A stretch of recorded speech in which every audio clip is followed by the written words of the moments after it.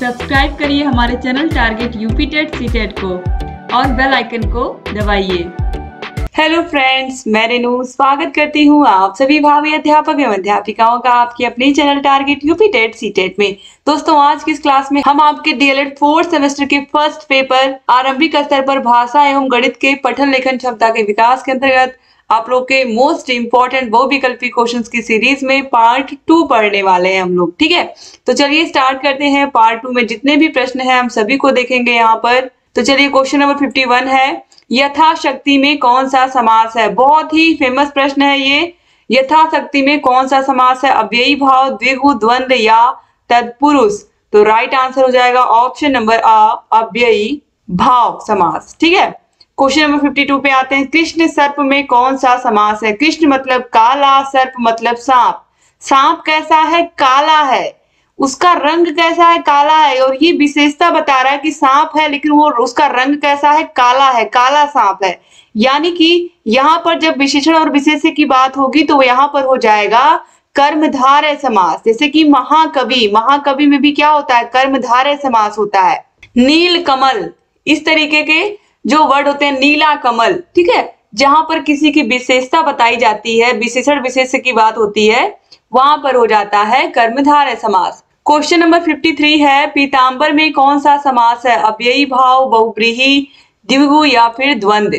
तो पीतांबर में कौन सा समास है? तो पीतांबर यानी कि पीला अंबर, पीला वस्त्र कौन पहनता है? अर्थात भगवान विष्णु की बात यहाँ पर हो रही है। तो ऑप्शन बा जो है बहुव्रीहि समास, ये राइट आंसर हो जाएगा। क्वेश्चन नंबर 54 है, माता पिता में कौन सा समास है? तो माता पिता, भाई बहन, राम लक्ष्मण, सीता राम, इन सभी में होता है द्वंद्व समास। ऑप्शन बा जो है ये राइट आंसर हो जाएगा।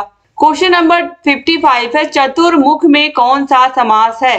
द्वंद्व समास, द्विगु समास, तत्पुरुष समास या बहुव्रीहि समास। दोस्तों, चतुर मतलब चार, मुख मतलब मुख, तो चार मुख मतलब मुंह, तो चार मुंह। अब यहाँ पर आप ध्यान से देखिए, यहाँ पर द्विगु समास भी हो सकता है, चार मुंह, जैसे चौराहा होता है, लेकिन चौराहा, नवग्रह, ये सब जो होते हैं इसमें द्विगु समास होता है। लेकिन यहाँ पर देखिए चार मुंह, चतुर्मुख मतलब चार मुख, या चतुर्मुख मतलब जिसके हैं चार मुख अर्थात ब्रह्मा जी। ठीक है, तो यहाँ पर अगर आप देखोगे तो बहुव्रीहि समास भी होगा, द्विगु समास भी होगा, और दोनों ही देखिए ऑप्शन में दिए हुए हैं।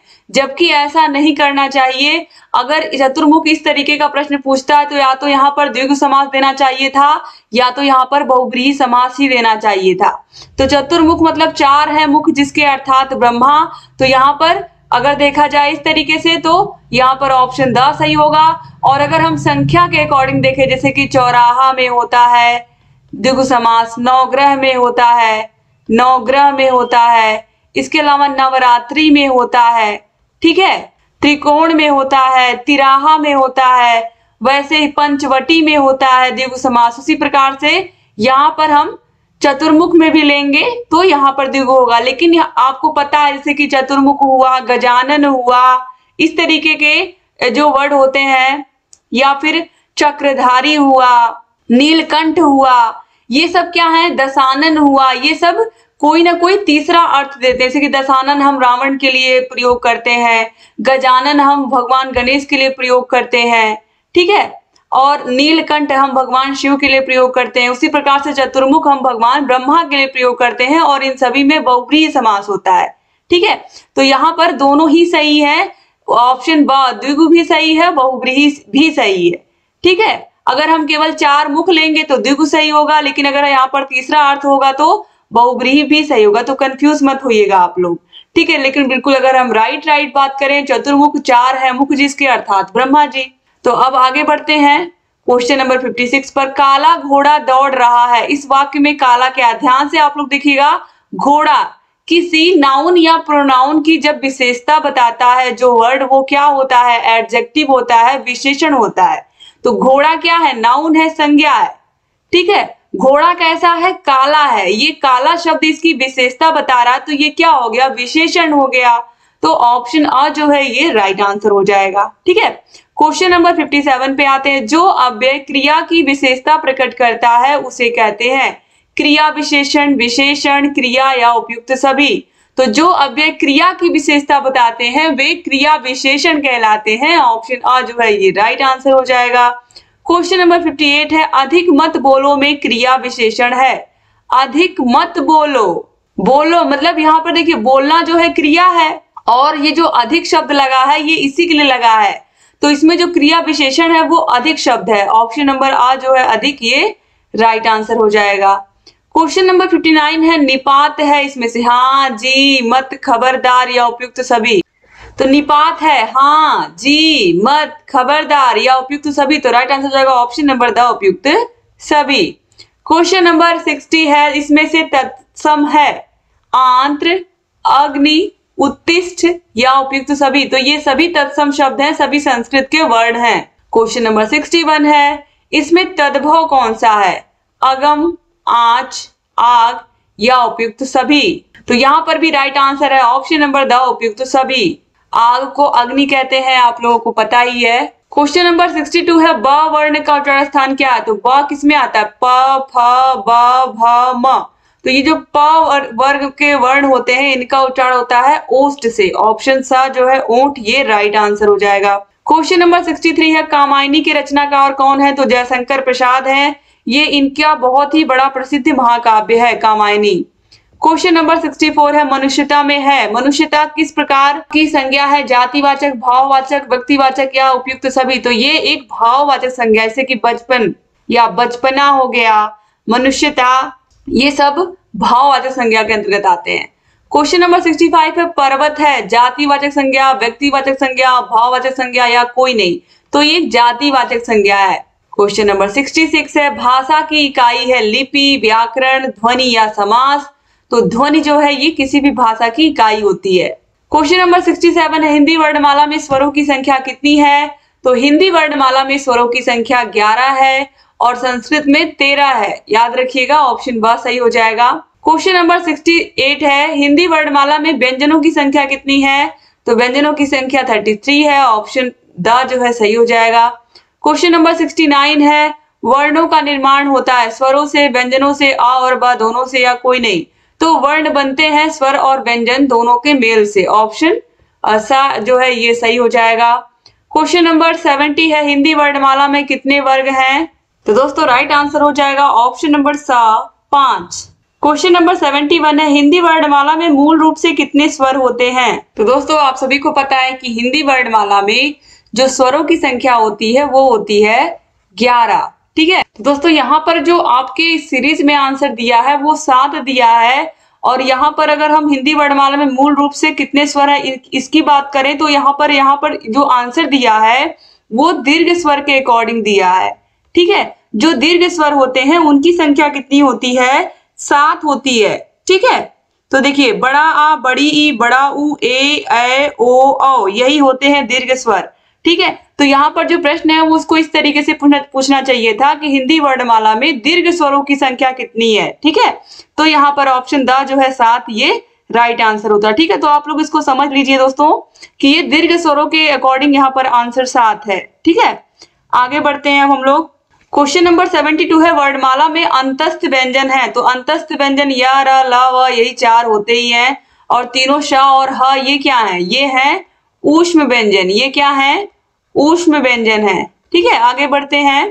क्वेश्चन नंबर 73 पर वर्णमाला में ऊष्म व्यंजनों की संख्या है, तो वर्णमाला में ऊष्म व्यंजनों की संख्या 4 है। अभी आप लोगों ने देखा तीनों श और ह यही क्या है ऊष्म व्यंजन है। क्वेश्चन नंबर 74 है वर्णमाला में अंतस्थ व्यंजनों की संख्या कितनी है, तो 4 है, य, र, ल और व, यहाँ पर देखिए भी आपने देखा है। क्वेश्चन नंबर 75 है वर्णमाला में ऊष्म व्यंजन है तीनों श और ह, ऑप्शन ब यहाँ पर सही दिया हुआ है। क्वेश्चन नंबर 76 है हिंदी वर्णमाला में संयुक्त व्यंजन है छ, त्र, ज्ञ और स्र, ऑप्शन अ ही सही हो गया। यहाँ पर तीनों ये चारों के चारों क्या है संयुक्त व्यंजन है, चारों दो व्यंजनों के योग से मिलकर के बनते हैं। क्वेश्चन नंबर 77 है हिंदी में लिंग होते हैं, तो हिंदी में 2 ही लिंग होते हैं, स्त्रीलिंग और पुल्लिंग, तो ऑप्शन ब यहाँ पर सही हो जाएगा। क्वेश्चन नंबर 78 है संस्कृत में लिंग कितने होते हैं, तो संस्कृत में लिंग कितने होते हैं, 3 होते हैं, ऑप्शन सा जो है सही हो जाएगा पुल्लिंग, स्त्रीलिंग और नपुंसक लिंग। क्वेश्चन नंबर 79 है क्रिया के भेद हैं, तो क्रिया के यहाँ पर देखिए जो भेद होते हैं तो क्रिया के भेद अगर हम कर्म के हिसाब से यहाँ पर करेंगे, यानी कि कर्म के अकॉर्डिंग करेंगे, तो कर्म के अकॉर्डिंग सकर्मक और अकर्मक क्रिया दो प्रकार की होती है। तो यहाँ पर ऑप्शन आ जो है ये राइट आंसर हो जाएगा दोस्तों। और अगर हम रचना के आधार पर क्रिया के भेद बताएं तो रचना के आधार पर क्रिया के 4 भेद होते हैं। संयुक्त क्रिया, नाम धातु क्रिया, प्रेरणार्थक क्रिया और पूर्वकालिक क्रिया। ठीक है, तो दोस्तों यहाँ पर ना तो रचना के अनुसार पूछा है और ना ही कर्म के आधार पर पूछा है, लेकिन मेनली अगर क्रिया की किसी से भी बात की जाए कितने प्रकार का होता है तो वो इंसान दो ही आपको बताएगा, सकर्मक क्रिया और अकर्मक क्रिया। आगे बढ़ते हैं क्वेश्चन नंबर 80 पर। जिन व्यंजनों के उच्चारण में श्वास कम मात्रा में निस्सारित होती है उसे कहते हैं, जिन व्यंजनों के उच्चारण में जो सांस है वो कम निस्सरित होती है मुख से, उसको हम कहते हैं अल्प प्राण। ऑप्शन बा जो है ये राइट आंसर हो जाएगा। क्वेश्चन नंबर 81 है। जिन व्यंजनों के उच्चारण में श्वास अधिक मात्रा में बाहर निकलती है उसे हम कहते हैं महाप्राण। ठीक है, वायु जो हमारे मुख से वायु निकलती है या हवा निकलती है उसी को हम कहते हैं प्राण। तो ऑप्शन द यहाँ पर महाप्राण सही हो जाएगा। महाप्राण दूसरे और चौथे, किसी भी वर्ग के दूसरे और चौथे वर्ण को हम कहते हैं महाप्राण और पहले और तीसरे को कहते हैं अल्प प्राण। ठीक है, जैसे कि क वर्ग में क और ग को अल्प कहेंगे और ख और घ को महाप्राण कहेंगे। क्वेश्चन नंबर 82 पे आते हैं। अनुग्रह का समानार्थी शब्द है अनुकंपा, हत्या, उपदेश या आदेश। तो अनुग्रह मतलब अनुकंपा। ऑप्शन आ जो है ये राइट आंसर हो जाएगा। क्वेश्चन नंबर 83 है। आलोचना का समानार्थी शब्द है समीक्षा, आज्ञा, पालन या खराब। तो आलोचना का मतलब होता है समीक्षा। ऑप्शन आ जो है ये राइट आंसर हो जाएगा। क्वेश्चन नंबर 84 है। मनीषी का समानार्थी शब्द है, तो मनीषी मतलब ऋषि, ज्ञानी, मुनि। तो ऑप्शन बा जो है ज्ञानी ये राइट आंसर हो जाएगा। क्वेश्चन नंबर 85 है। अतिवृष्टि का विलोम है। अतिवृष्टि का विलोम होता है अनावृष्टि और ये ऑलरेडी आप लोगों के यूपी टेट के एग्जाम में पूछा हुआ प्रश्न है। ठीक है, तो याद रखिएगा इसको। क्वेश्चन नंबर 86 है। अमर का विलोम है। अमर का विलोम अमरत्व, अंत, नश्वर या अक्षम्य। तो नश्वर जो कभी ना नष्ट होने वाला होता है, जो हमेशा रहे, वही है नश्वर। ऑप्शन सा जो है ये सही हो जाएगा। अमर का मतलब होता है जो हमेशा जीवित रहे, जो कभी ना मरे, और नश्वर का मतलब जो कभी भी नष्ट हो सकता है। जैसे कि हमारा जो शरीर होता है वो नश्वर है।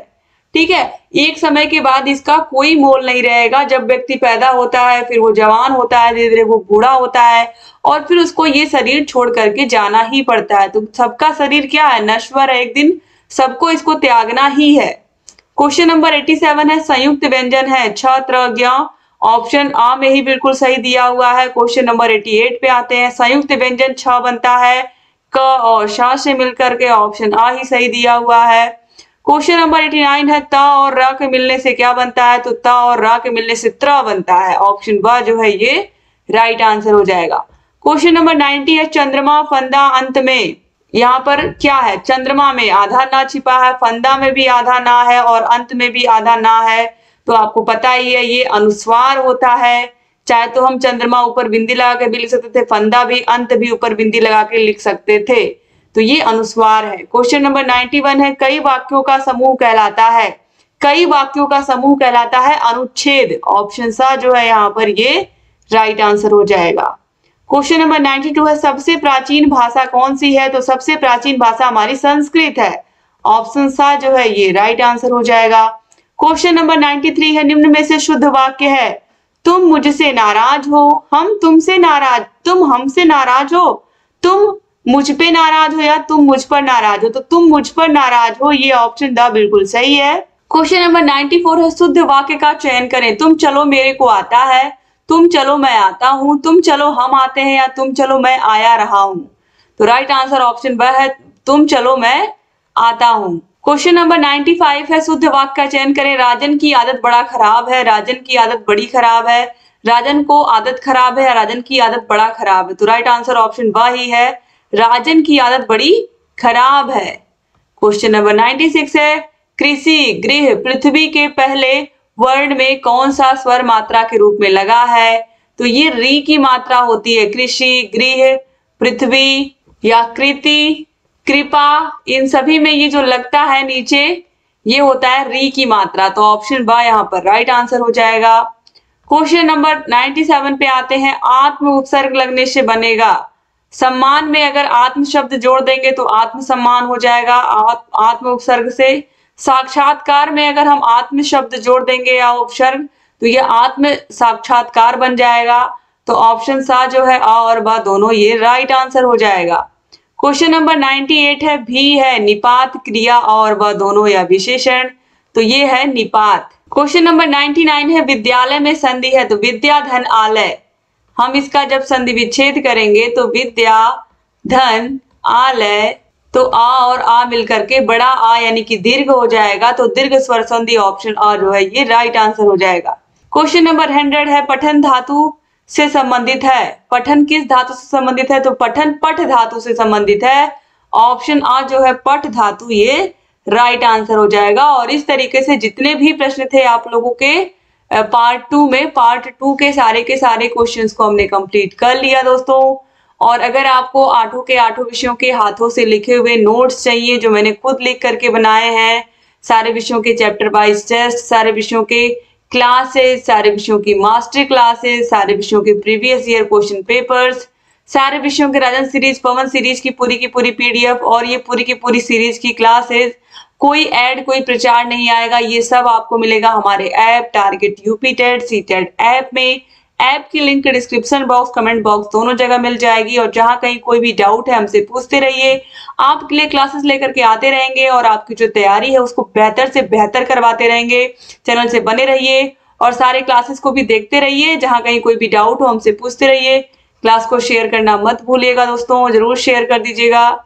और अगर चैनल को हमारे सब्सक्राइब नहीं किया तो target UP TET CTET channel को जरूर सब्सक्राइब कर लीजिए ताकि जो भी नई क्लासेस हम बनाते हैं उसका नोटिफिकेशन आपके पास समय से जाए और आप बिना मिस किए हमारे सारे के सारे क्लासेस को ऐसे ही देखते रहें। जय हिंद दोस्तों।